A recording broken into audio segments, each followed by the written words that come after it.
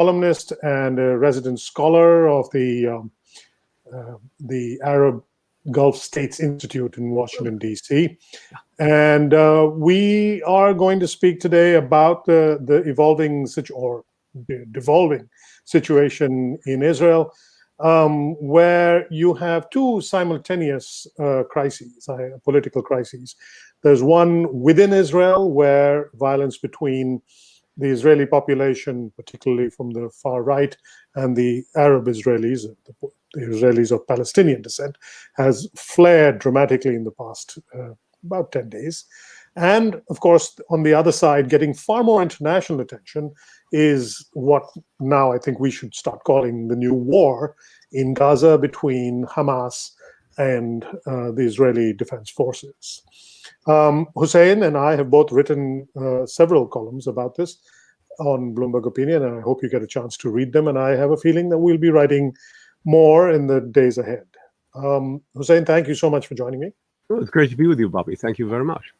I'd like to start with the piece that ran over the weekend that you wrote, where you were drawing attention to what I said at the top, the conflict within Israel between Arab Israelis, Israelis of Palestinian descent, and Jewish Israelis, especially people from the far right.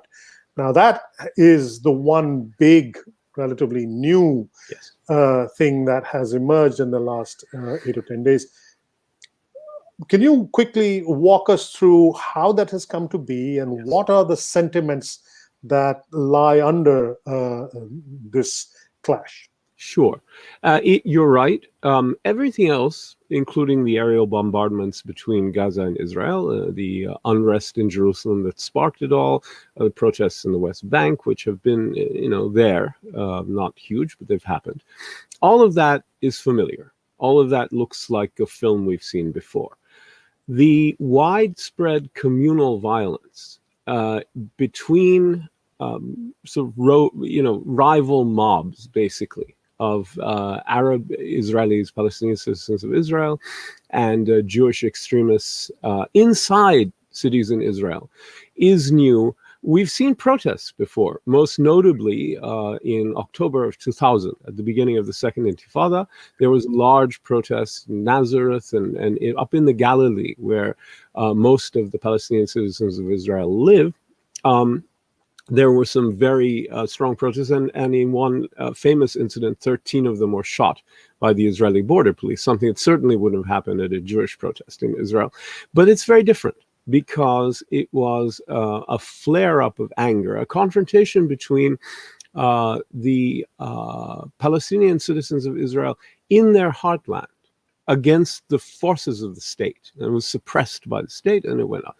This is very different because this is roving bands. This is communal violence, which that wasn't, right? And so this actually looks like the 20s and 30s. This is the way things used to go when the Israelis and Palestinians lived together in cities all over British Mandatory Palestine, right?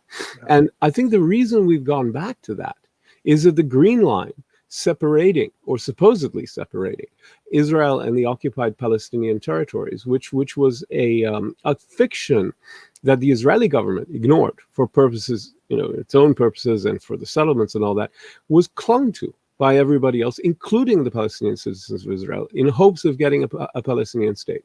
That, for various reasons that we can discuss, has gone away. And I think that's left the Palestinian citizens of Israel in a situation where they see much more, they see themselves facing an integrated Palestinian struggle against shared Israeli and Jewish domination, which takes on different forms, but is one struggle, one unified struggle. And that's, I think, why you're seeing this.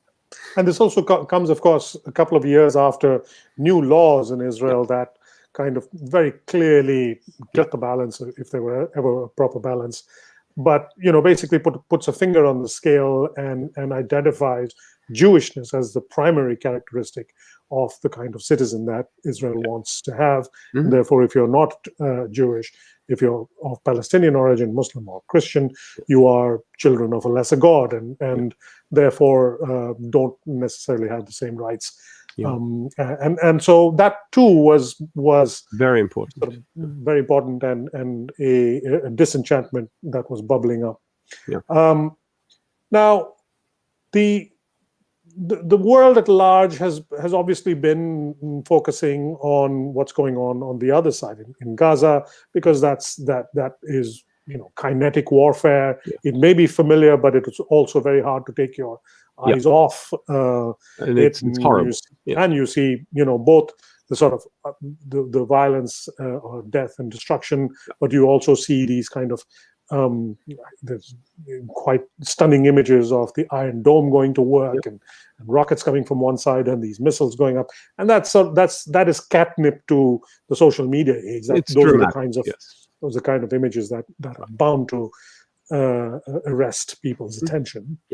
But from the Israeli government's point of view, this as much as the threat from Hamas is important and needs to be addressed, would you say that this internal friction within Israel in the longer term represents a greater challenge, a much more difficult proposition for the Israeli government to deal with? I definitely would, and I believe they see that. They believe that, because it's something they haven't factored into their model for national security.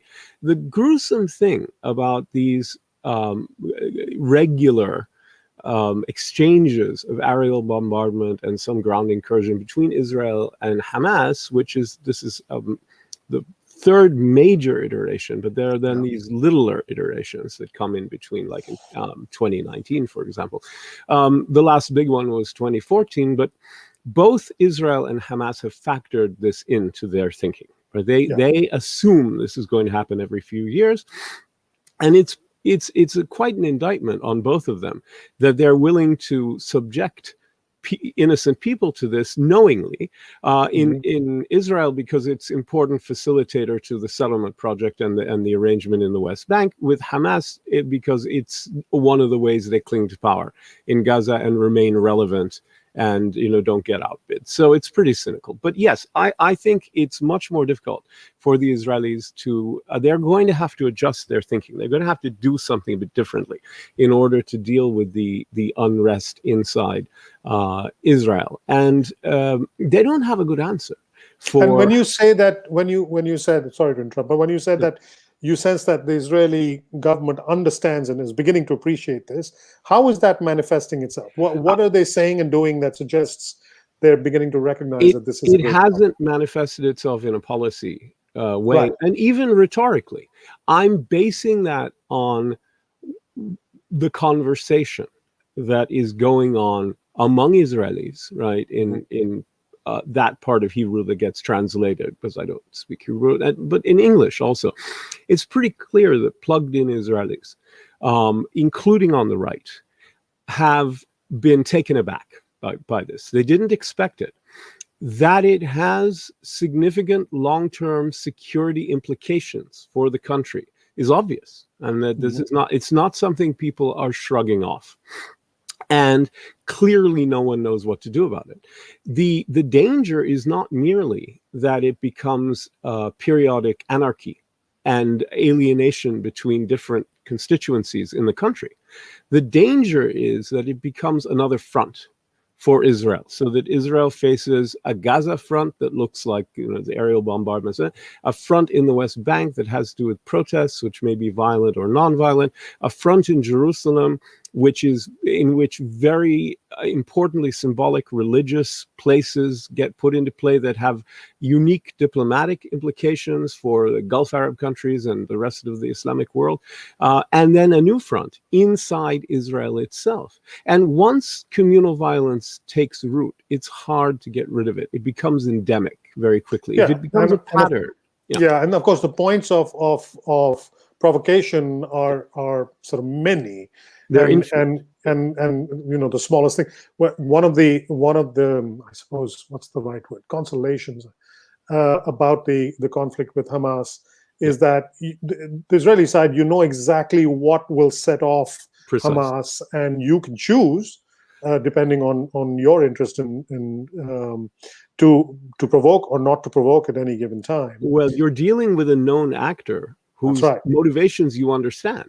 And so there's an address, and the rules of the game are fairly well established. That's not Whereas true at here, all. that's not true here at all. Not at all. Now, you're in Washington, and of course, you're also looking at how this is being perceived from Washington. Yeah. You and I have both written about the Biden administration's reaction to the crisis. I think we both agree that it comes very late and very lame. Quite disappointing. It was an excellent column you wrote about that. That's very kind. Sucking up will do you no harm at all.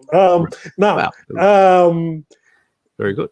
Is there any appreciation in Washington of the internal crisis, or is Washington focused primarily on Hamas and the fight in Gaza? They're focused primarily on Hamas and the fight in Gaza. I think one of the things that's dangerous, by the way, for Israel, it's a protection and a vulnerability simultaneously, is that other states, whether it's Arab states like the UAE, Bahrain, Egypt, Jordan, that have relations with Israel or considering having relations with Israel, plus the United States, will tend to look at that communal violence in mixed cities, so-called. That's a very interesting term, because what it suggests is most of the country is heavily segregated. So there are these odd places that are mixed, which is true. But I think they tend to look at this as the internal domestic affairs in another country, which is not true of the way they regard the West Bank, Gaza, even East Jerusalem. But this is accepted to be part of Israel, so that you have unrest in Israel between different kind of Israelis. Fine, it's nothing to do with us. In that sense, I think Washington sort of regards it as an unfortunate development and probably like to help, but it doesn't see it as part of its bilateral, multilateral, or global responsibility remits. So just like it's a problem there. I think that's exactly the attitude that the Arab states, especially UAE, Bahrain, Sudan, etc., that are new to this, or are the ones that engage with Israel on a much more direct national interest basis, to recover territory and the border occupied territories, Egypt and Jordan, they all sort of look at this as not their problem, right? It's not nothing to do with them. That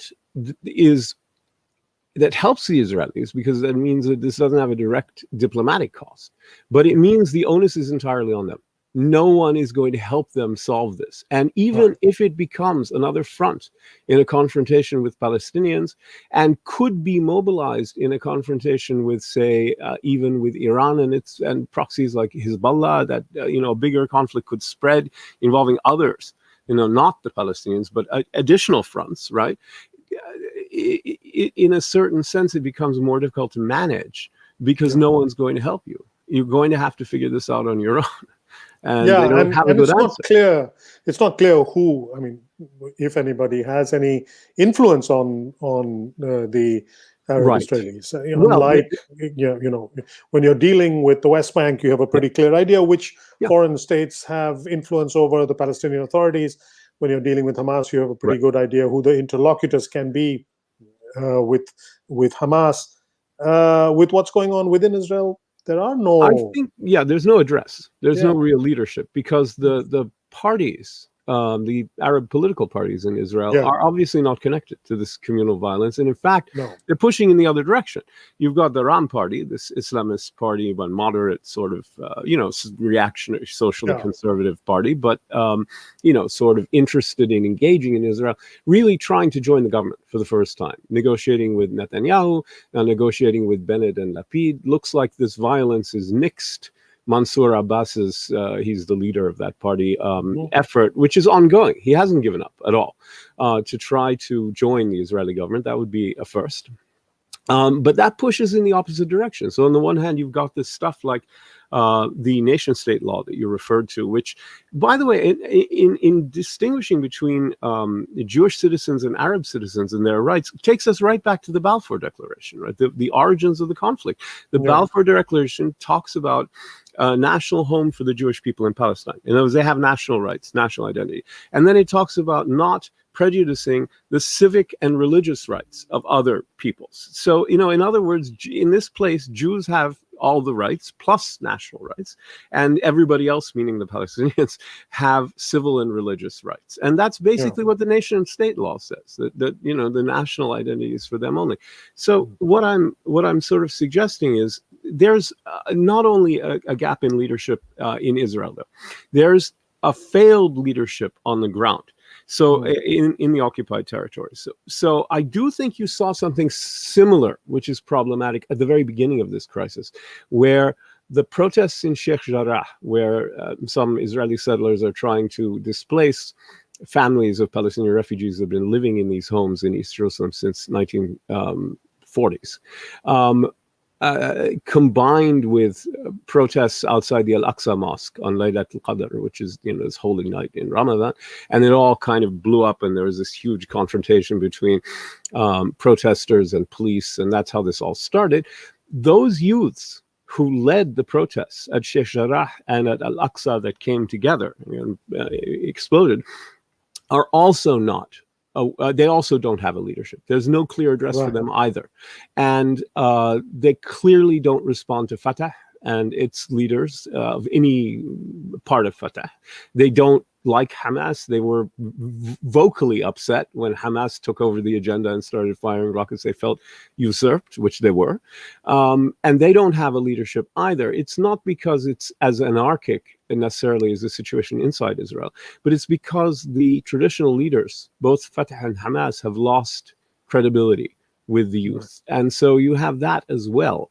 There is an extent to which the addresses that exist for Palestinians are becoming less effective as addresses. Their brush fires cannot necessarily be put out by the PA or anybody. Well, we've got about 10 minutes to go, and I want to pick up. I want to now move to the other side of this crisis, the second part of this crisis, the conflict in Gaza. It's a lot to squeeze into 10 minutes. So let's pick on one thing that you sort of mentioned in passing, which is the Abraham Accords, the role that the Arab states that recently, in the past year, have normalized their relations with Israel. Now, at the time, there was a part of the narrative around these normalizations was that these countries, especially the UAE and Bahrain, would be able to use this closer alliance with Israel to speak for the Palestinians, or at least to try and protect the Palestinians and their interests from those in Israel who would take all of Palestinian, or much more of Palestinian territory in the West Bank, for instance. That's clearly not worked out in this particular instance. I mean, and if anything, those countries seem to have even less influence now on Israel's action, or even less interest in trying to guide Israel's actions in any way. It's a fascinating dynamic. I think you're absolutely right about the discourse regarding the Abraham Accords, but I think you have to distinguish a little bit between what those countries said they were trying to do and what other people said they were going to be able to do. The UAE was very clear that it was its rationalization, and I think it has to be called rationalization, right? It was by way of being an excuse for doing this at the time last summer, was that it was going to forestall annexation. Trump had invited Israel to annex 30% of the West Bank, entirely surrounding any potential Palestinian state, nixing it, in fact. And Netanyahu had run for re-election on a promise to do it immediately. And in the aftermath, Trump was kind of letting it be known that this is not something he wanted to deal with until a second term. And Netanyahu clearly had just used it, and was regretting and didn't know how to deal with the situation. UAE saw a sudden opportunity to do what they had already decided they wanted to do, which is normalize with Israel, under the rubric of forestalling annexation. So they were very clear that they're going to protect the two-state solution and save the Palestinians from annexation, which the Israelis promised. Well, actually, it was the Americans. The Americans promised not to recognize or support any additional annexations until the end of 2024, which means the Israelis won't do it. Right. It's interesting that the UAE, and certainly not Bahrain, didn't claim that they would then use leverage with Israel to protect the Palestinians, but a lot of people claimed it for them.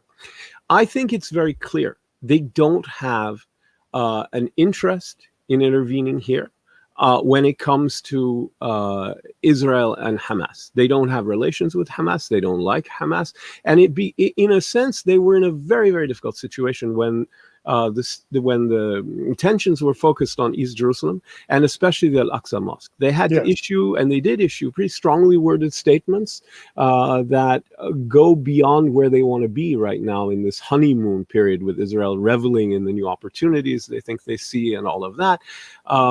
That was very, very uncomfortable with them. And I think the turning point would have been if Egypt and Jordan started diplomatically protesting, withdrawing their ambassadors, lodging, really angry formal complaints. I think that would force their hand.